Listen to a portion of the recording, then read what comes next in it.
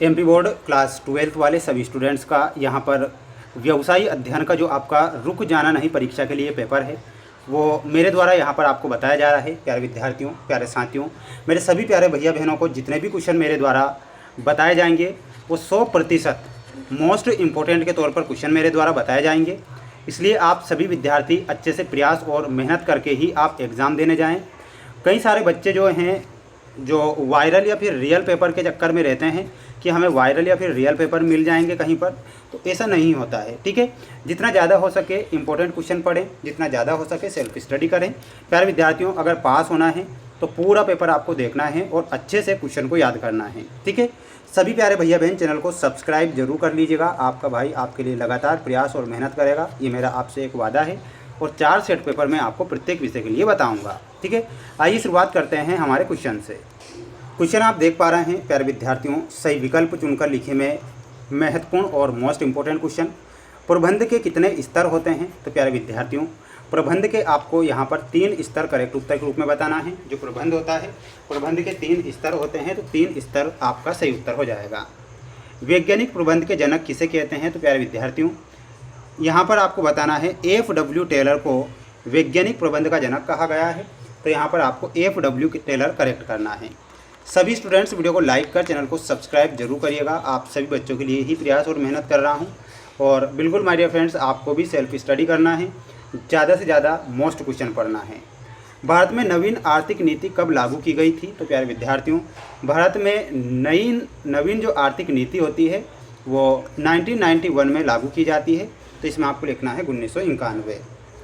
निम्न का नियोजन से संबंध नहीं है, तो किसका नियोजन से संबंध नहीं होगा? तो अभिप्रेरणा का जो संबंध होता है वो नियोजन से नहीं होता है। बढ़ेंगे हमारे अगले क्वेश्चन की ओर। अगला क्वेश्चन आएगा कि निम्न संगठन स्वतः निर्मित होता है, तो वह कौन सा संगठन होता है? तो इसमें आपका आंसर क्या हो जाएगा? अनौपचारिक। ठीक है, अनौपचारिक। निम्न संप्रेषण अंगूर तला के समान माना जाता है, तो 6 में आपका आंसर हो जाएगा।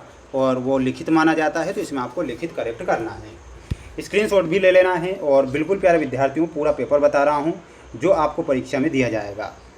प्रबंध एक सतत है, तो प्रबंध एक सतत क्या हो जाएगा? तो ये एक प्रक्रिया हो जाएगी। तो यहाँ पर आपको लिखना है प्रक्रिया। टेलर के अध्ययन का केंद्र बिंदु था, तो केंद्र बिंदु क्या था? इसमें आपको लिखना रहेगा श्रमिक। ठीक है, श्रमिक। नियम स्थापित करने में सहायक होते हैं, तो कौन से नियम? तो यहाँ पर आपको लिखना है नियम अनुशासन स्थापित करने में, तो यहाँ पर आपको लिखना है अनुशासन। औपचारिक संगठन में के मध्य संबंध स्पष्ट कर दिए जाते हैं, तो पदों के मध्य, तो यहाँ पर आपको लिखना है नेतृत्व का एक भाग है, तो नेतृत्व जो होता है ये प्रबंध का एक भाग होता है। इसमें आपको लिखना है प्रबंध। स्क्रीनशॉट ले लीजिएगा। अगला प्रश्न देखिएगा, ये आपका अगला क्वेश्चन है। वास्तविक प्रगति एवं प्रमाप के अंतर को विचलन कहते हैं, तो यहाँ पर आपका आंसर हो जाएगा प्रमाप। बढ़ेंगे अगले प्रश्न की ओर। ये आपके सत्य वाले क्वेश्चन आप देख पा रहे होंगे। वित्तीय प्रबंध सामान्य प्रबंध का एक अंग है, तो ये आपको सत्य लिखना है। पूंजी व्यवसाय का जीवन रखते हैं, तो ये भी सत्य आपका हो जाएगा। दीर्घकालीन वित्तीय नियोजन 1 वर्ष के लिए होता है, तो ये गलत आपका होगा। उत्पाद विपणन मिश्रण का एक तत्व है, तो ये आपको सत्य लिखना है। स्क्रीनशॉट ले लीजिएगा। उपभोक्ताओं की आवश्यकताओं के लिए 4 स्तरीय न्यायिक व्यवस्था की गई है, ये गलत हो जाएगा। अगला क्वेश्चन है, सहकारिता प्रबंध का मुख्य कार्य है, तो ये आपको गलत के रूप में लिखना है। और इसके बाद माय डियर फ्रेंड्स, ये आप जोड़ी जो देख पा रहे हैं, ध्यान से आप पूरी जोड़ी को देखिएगा। नियुक्तिकरण, नियुक्तिकरण में पृथक प्रबंधकीय कार्य से आपको मिलाना रहेगा ऑप्शन नंबर डी। साक्षात्कार में आपको मिलाना रहेगा मौखिक जांच। बाह्य स्रोत में हो जाएगा परिसर भर्ती। पदोन्नति में आपका हो जाएगा आंतरिक स्रोत। नामकरण में हो जाएगा आपका वस्तु की पहचान। भौतिक वितरण में आपको मिलाना रहेगा परिवहन से। और विज्ञापन में आपका सही आंसर हो जाएगा और वो हो जाएगा विक्रय संवर्धन। तो ये जोड़ी भी यहाँ पर संपूर्ण हुई। अब आप इसका स्क्रीनशॉट लीजिएगा। बढ़ेंगे हमारे अगले क्वेश्चन की ओर। माय डियर फ्रेंड्स, मेरे सभी प्यारे भैया बहन अगर याद कर रहे हैं ना, तो बिल्कुल पूरा पेपर देख लीजिएगा। प्रबंध का स्तर जिसमें कर्मचारियों के कार्यों का मूल्यांकन किया जाता है, तो वो निम्न स्तरीय प्रबंध होता है। तो यहाँ पर आंसर हो जाएगा आपका निम्न स्तरीय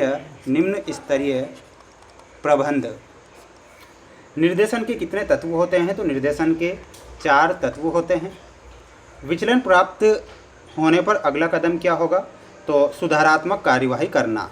तो यहाँ पर आपका हो जाएगा आपका सुधारात्मक कार्यवाही करना, ठीक है। अगला है त्रुटियों तथा कमजोरियों का पता किस प्रक्रिया के द्वारा लगाया जाता है? तो इसका जो पता होता है वो नियंत्रण प्रक्रिया के द्वारा लगाया जाता है, तो इसमें लिखना है नियंत्रण। अगला क्वेश्चन स्क्रीनशॉट तुरंत लेना है आपको। चालू संपत्ति तथा चालू दायित्व के अंतर को क्या कहते हैं? तो उसे लाभप्रदा बोला जाएगा। क्या बोला जाएगा? लाभप्रदा। किसी उपक्रम की सुदृढ़ स्थिति का मापदंड क्या होता है? तो इसका जो मापदंड होगा यहाँ पर आंसर के रूप में आपको क्या लिखना रहेगा, और देखिएगा 6 में आपका आंसर क्या हो जाएगा। इसका आंसर आपको कमेंट बॉक्स में बताना है, तो जल्दी से आप सभी स्टूडेंट्स कमेंट बॉक्स में आंसर बताएंगे। उपभोक्ता संरक्षण अधिनियम कब बनाया गया था? तो ये 1986 में उपभोक्ता संरक्षण अधिनियम बनाया जाता है, तो इसमें आपको लिखना है 1986। अब जो आपकी स्क्रीन के सामने आप क्वेश्चन देख पा रहे हैं प्यारे विद्यार्थियों, प्रबंध से क्या आशय है, समन्वय की परिभाषा, प्रबंध एक पेशा है, तो इन सभी का आप या तो स्क्रीनशॉट ले लीजिए या आपको इनके भी आंसर चाहिए तो मुझे कमेंट बॉक्स में बता देना, तो मैं आपके लिए इनकी लाइव क्लासें अलग से ले लूँगा। तो लाइव क्लासों में जुड़ना है सभी छात्रों को, और मैंने जैसा कि आपसे कहा है कि 4 सेट पेपर बताऊँगा, ठीक है। चारों ही सेट पेपर मोस्ट के तौर पर ही क्वेश्चन बता पाऊँगा, इसलिए मोस्ट क्वेश्चन ही पढ़िएगा। किसी प्रकार से रियल या वायरल पेपर के चक्कर में आपको नहीं रहना है, प्रयास और मेहनत करना है जिससे कि एग्ज़ाम में आप अच्छे नंबर प्राप्त कर सकें।